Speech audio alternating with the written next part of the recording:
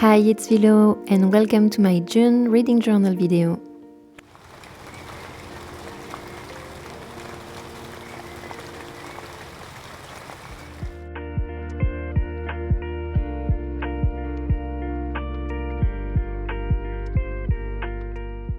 So I was off to a very good start with Everyone in My Family Has Killed Someone by Benjamin Stevenson, and this one is from Australia. It's a murder mystery set in the mountains where you have a very strange family reunion and someone is found dead, but each chapter is about one character and who this character killed, but the whole story, like in the background, is about finding who killed this someone who's found dead in the mountains. So it's quite the crazy family. Apparently I love that lately. But anyway, it's super smart, the structure is very original and I was laughing all the time. Really enjoyed it. He plays with the reader, so sometimes you feel like you get a clue and you know who the murderer is and you're convinced. And he's just like, hey, I know what you're thinking, you're wrong. It's also a bit meta in a fun way, so you have some references to Sherlock Holmes or Agatha Christie, but he doesn't take himself or his characters too seriously, so it's very funny. It's also very fast-paced and the chapters are really short, so it's a fast read. And I don't know how it does this, but nothing is what it seems, and yet everything is exactly what it seems. So to me, it was totally unexpected, and I enjoyed it from the first to the last page. And I have some excellent news because it's a series, and the sequel, which is called Everyone in This Train is a Suspect, should be out before 2024 or in January 2024. And I can tell you, I'm gonna read it.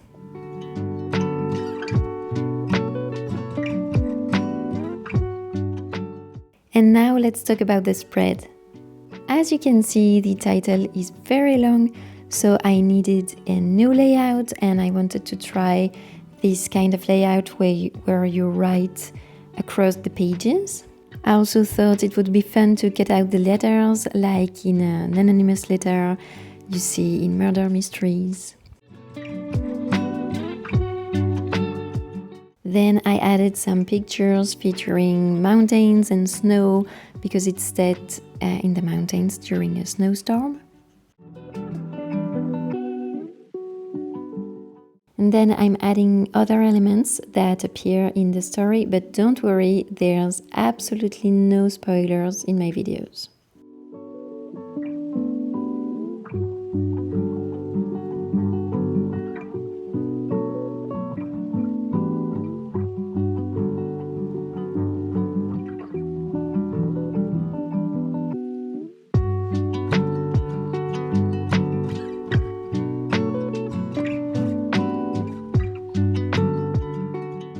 Then I recreated this kind of family tree you have on the cover of the book, because chapter after chapter you're getting to know everyone in the family and you're suspecting each and every one of them.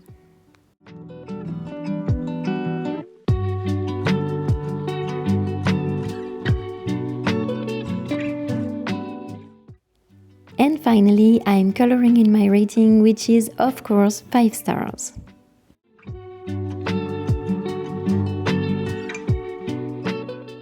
I'm just adding a few more snowflakes and clouds all around the pages, and I'm done with this spread.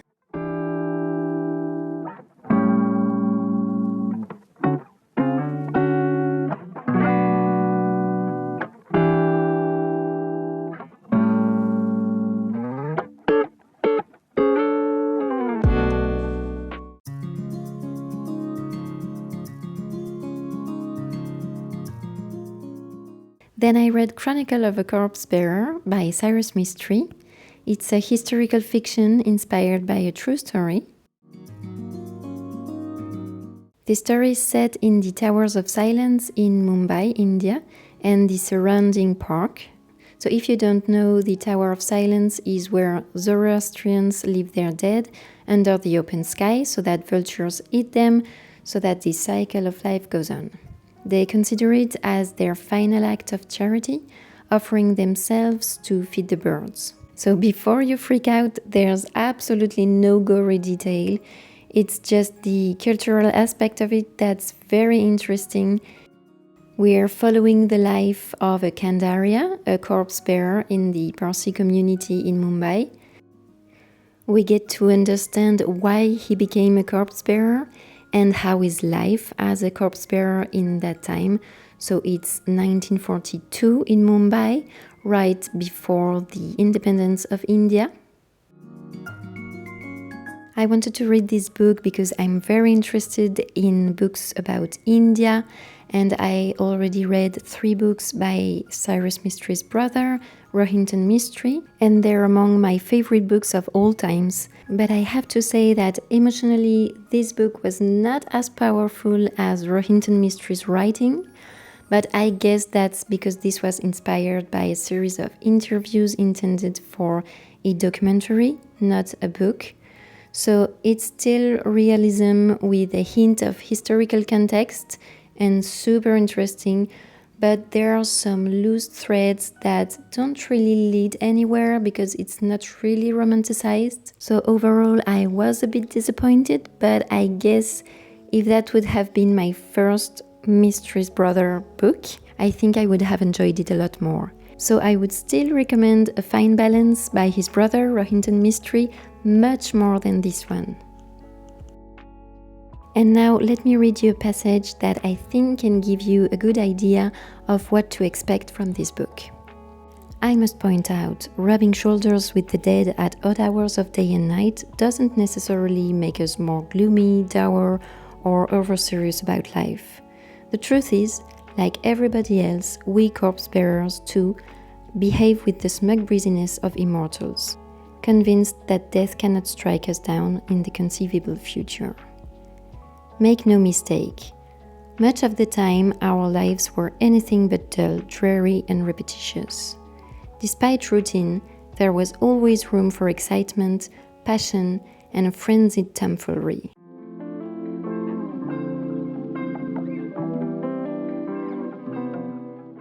Then I read When in Rome by Sarah Adams, so complete change of scenery, genre, everything. It's a clean romance with small-town vibes, inspired by the movie Roman Holidays, starring Audrey Hepburn and Gregory Peck, but make it Rome, Kentucky. And I guess you could say, in general, reduce your expectations, because it's nice, it's a quick and easy read, it's nice and sweet, but it's way too cheesy for me. I think I would have liked it more when I was younger, because it read like the kind of things you would imagine when you're a teenager. But it's really not realistic, and it's a bit too much for me. So here you follow a pop star who's totally burnt out and she needs to take some vacation to disconnect. And after watching the movie Roman Holidays with Audrey Hepburn, she decides to go to Rome. But she can't go to Rome, Italy, so she goes to Rome, Kentucky. And there she obviously meets a baker. And he's a baker because he can make pancakes, And she's useless because she can't even make pancakes, even after weeks. So, yeah, that was too YA for me. But still, a very nice read. It was sweet, it was funny. I also found the plot twist in this book very predictable. So in the end, I gave it 3 stars because it's still nice and cute. But I wouldn't specially recommend it because I think it's pretty forgettable. I saw that it's a series. There's a companion novel which is called Practice Makes Perfect, and it's another romance about the little sister of Noah, the main character, and the bodyguard of the pop star. I don't know if I should read it because when Noah's sisters enter the scene in this book, it gets way too cheesy for me. But this sister is precisely the less cheesy of the 3 or 4 sisters he has. So yeah, I'll see. I don't think I will read it, but you never know.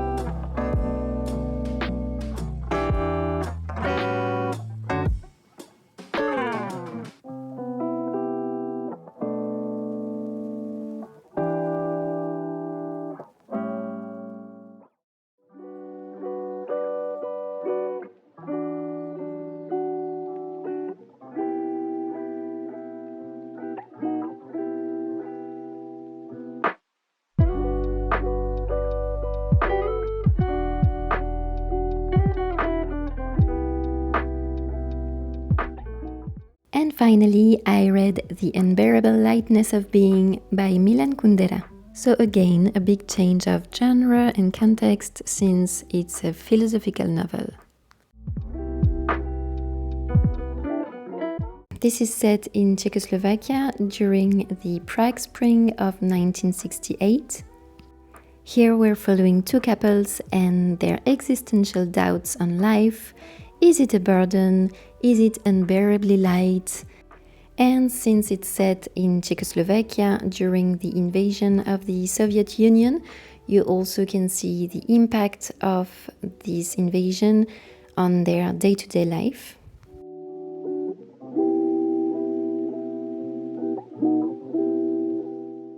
I stumbled upon this book and I didn't know it at all. I hadn't even heard about it. And I read the first page just to see, and I was hooked. So a very, very easy read, which I was not expecting from a book on philosophy. The author shapes his story and characters to illustrate his concepts on philosophy and life. Then he will sometimes analyze and explain what happened, so sometimes it can get a bit frustrating to read the explanation a chapter later. Some philosophical concepts were really interesting, like the eternal recurrence that states that you only live once, and as you have only one chance at living, you're always making decisions, but you never know what other decisions would have led you to live. So basically, your life is always a rough draft. And apparently, that's a concept that Nietzsche explored a lot, so that made me want to read Nietzsche, actually. I also very much appreciated his references to Tolstoy's Anna Karenina and War and Peace.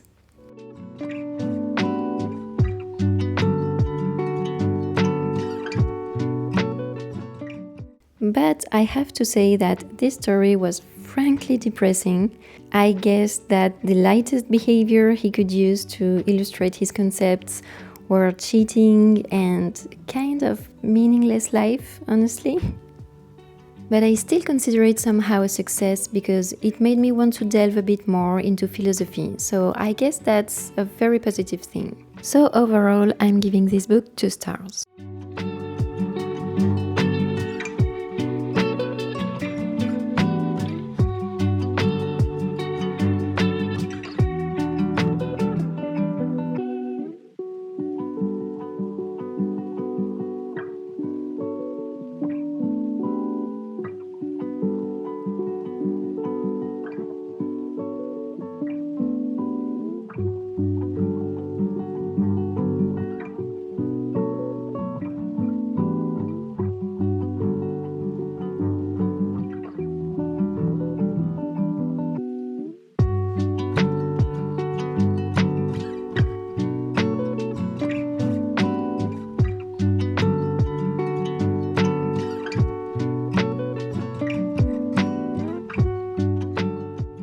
And now let's flip through these pages after the pen. All in all, it was a very interesting month for me reading-wise because I read from very different genres around the world and I learned a lot. So I hope it was interesting for you too. Leave me this emoji in the comments and tell me which country you would like to read from next. And that's it for today. I will see you very soon in my next video. And until then, enjoy reading!